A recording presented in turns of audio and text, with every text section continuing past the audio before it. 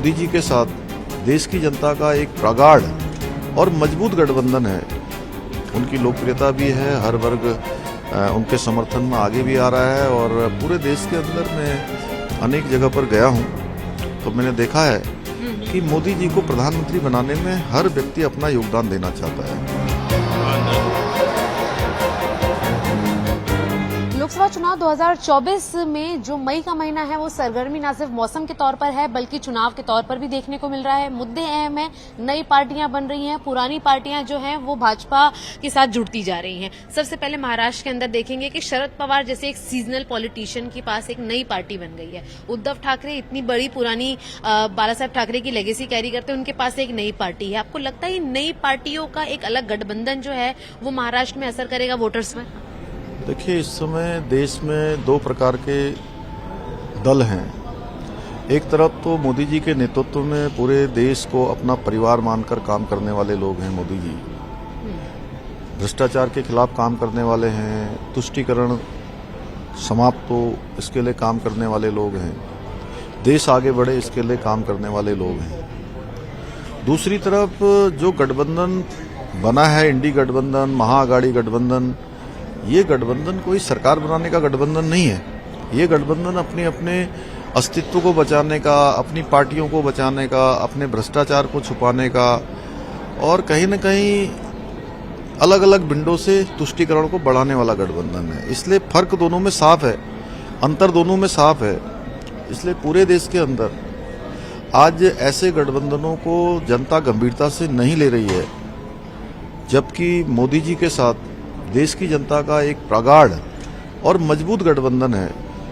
उनकी लोकप्रियता भी है, हर वर्ग उनके समर्थन में आगे भी आ रहा है और पूरे देश के अंदर मैं अनेक जगह पर गया हूं तो मैंने देखा है कि मोदी जी को प्रधानमंत्री बनाने में हर व्यक्ति अपना योगदान देना चाहता है।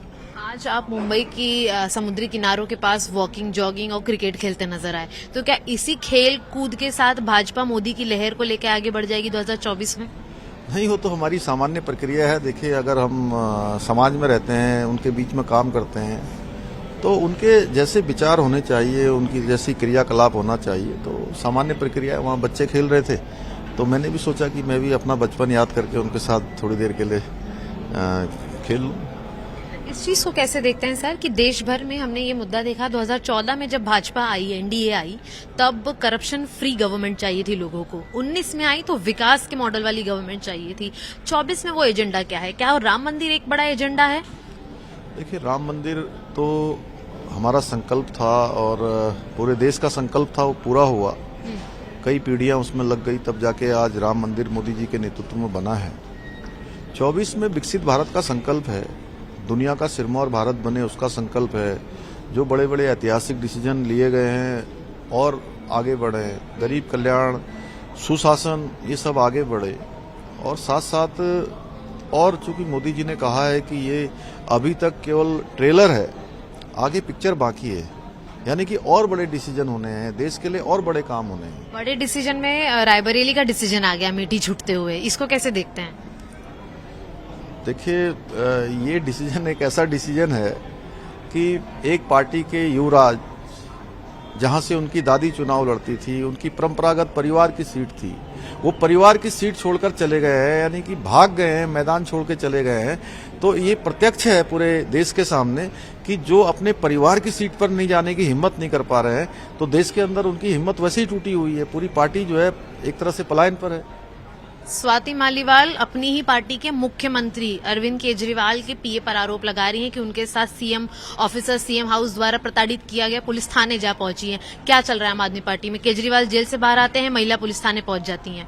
ऐसे बहुत सारे मामले उनके और भी आगे आएंगे, क्योंकि अभी तो वो केवल बेल पर आए हुए हैं। 2 तारीख के बाद उनके ऊपर जो शराब घोटाला है उस पर आगे केस चलना है।